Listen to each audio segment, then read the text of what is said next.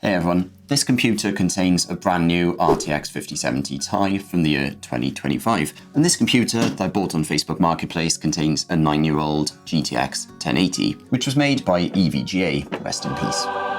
Now the reason I wanted to do this video is every time that NVIDIA release a new GPU, they get up on stage and present loads of crazy looking graphs showing a massive performance increase in every single generation. And based on all those graphs, the graphics card in here should be miles ahead of the one in here, right? Well, after playing loads of different games, the reality is that actually the GTX 1080 can still very much hold its own in 2025, as we look at in this video. Now in terms of these two computers, I'll put the specs on the screen now, but other than the fact that the hardware is different, of course, I've tried keeping things as similar as I can. For example, they both have TPM and Secure Boot on. They've both got brand new Windows 11 installs, and they've both got cleanly installed NVIDIA drivers and the app. Equally, they both have two NVMe drives, one for the operating system and one for the games, which I actually like doing just for separation purposes. So in that sense, they were similar as they possibly can be, despite the fact there's that 9-year-old gap. But now I wanted to dive into some games, and we're going to start off with something difficult, which will be Cyberpunk at 4K. So this is the low preset with no ray tracing, because of course the GTX 1080 doesn't support ray tracing, and it's struggling a lot even without RT. It's a 15 FPS average, consuming 180 watts of power, and I'm going to keep coming back to that power draw point, especially later on,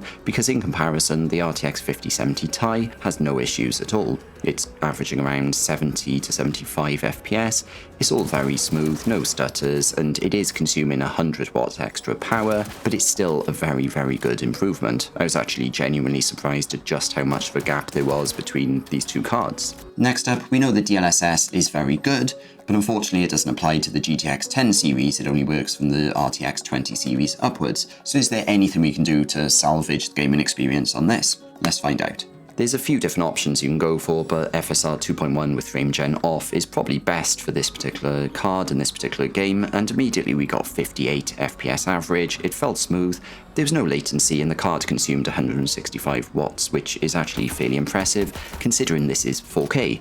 Well, not internally due to the FSR, but my eyes can only see rendered 4K frames, so we're all good.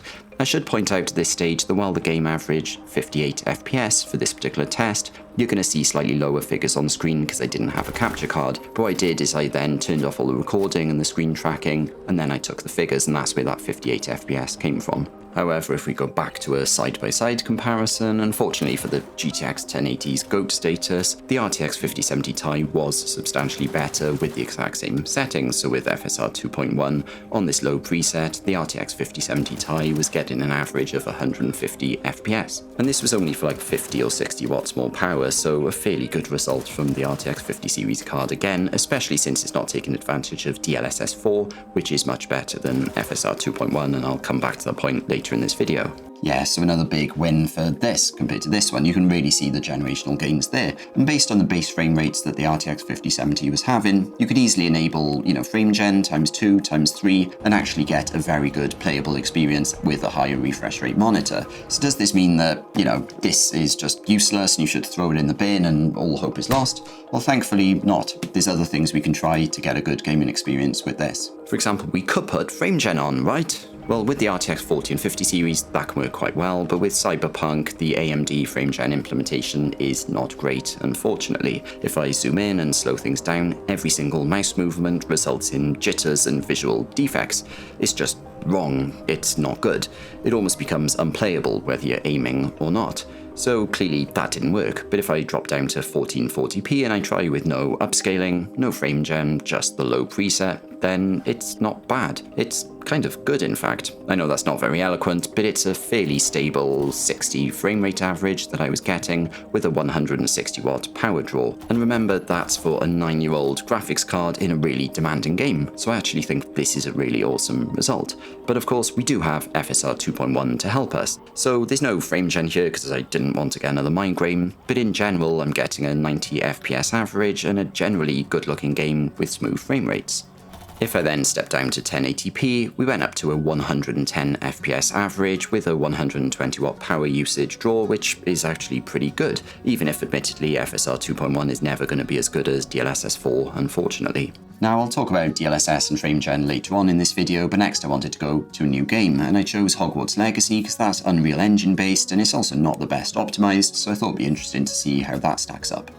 Yeah, so the results weren't great for our GTX 1080. This is the medium preset of 4K native, and the GTX 1080 averaged 30 watts, which was 4 times less than the RTX 5070 Ti's 120 FPS. And while the 5070 Ti did consume 100 watts more power, this is still a substantial performance difference. You know, over the 9 years, NVIDIA have made some real noticeable performance gains. Luckily for our GTX 1080 though, we don't have to render natively. We can enable NVIDIA NIS, for example, which ends up delivering a 48 FPS average, and this felt fairly smooth and looked quite good, but the frame rate does dip down quite a lot whenever I cast a spell. Still, this is a good result at 4K. FSR3 also worked fairly well here, but it did deliver a touch lower frame rates, around 5 FPS average less, so I think the NIS would probably be the way to go here. But of course, if we want even more frame rates, we can drop back to 1440p resolution, and if we go back to a head-to-head comparison, the GTX 1080 ended up averaging 45 FPS,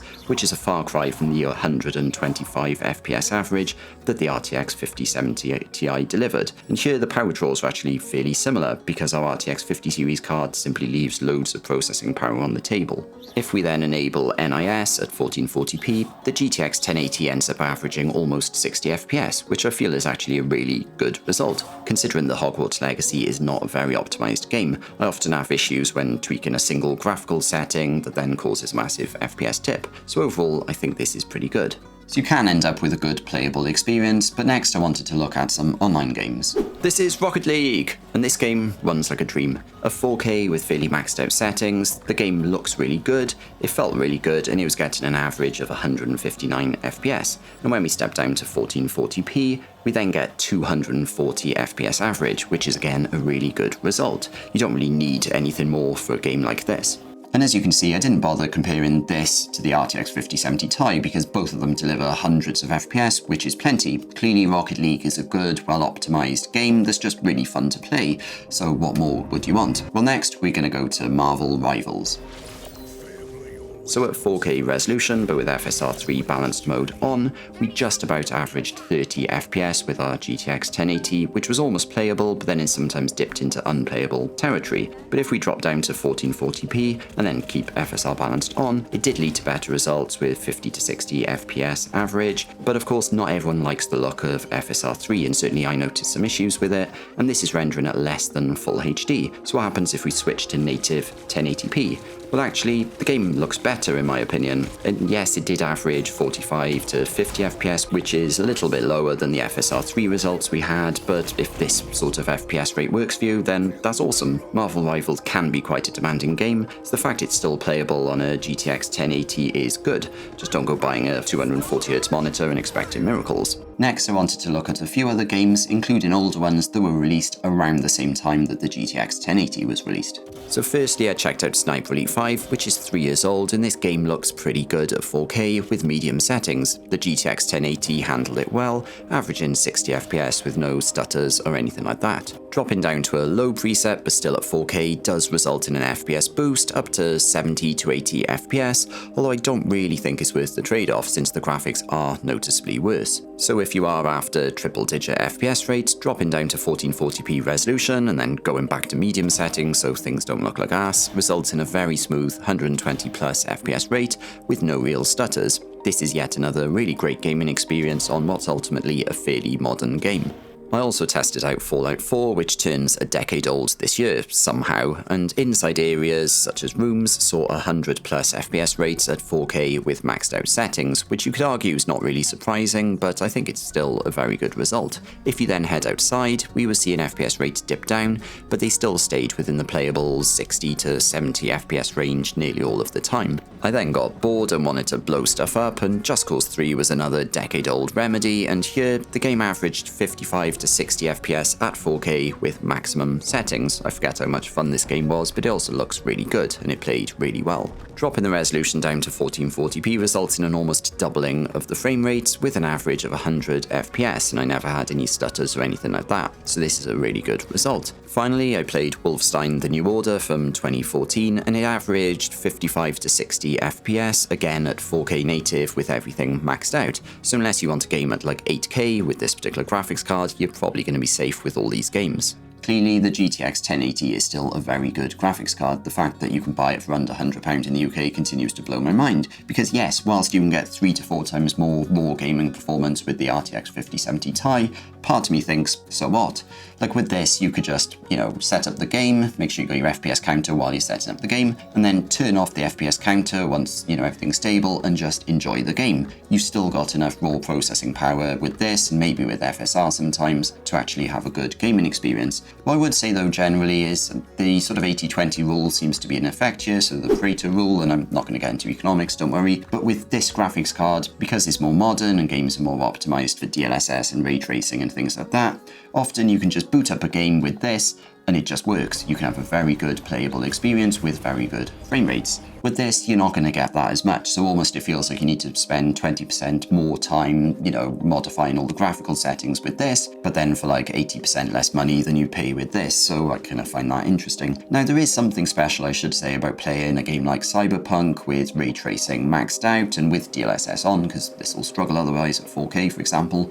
Playing it with that, maybe with frame gen on ×2 or ×3 with my RTX 5070 Ti, and I'm not going to get that exact gaming experience with the GTX 1080, but as I said at the start of this conclusion, so what? You can still have a very good, fun, happy gaming experience on this. And that wraps up my views. If you've got any questions though, please leave them in the comments, and if you enjoyed this video, please click the thumbs up button, and please subscribe to see more videos like this. Thanks for watching.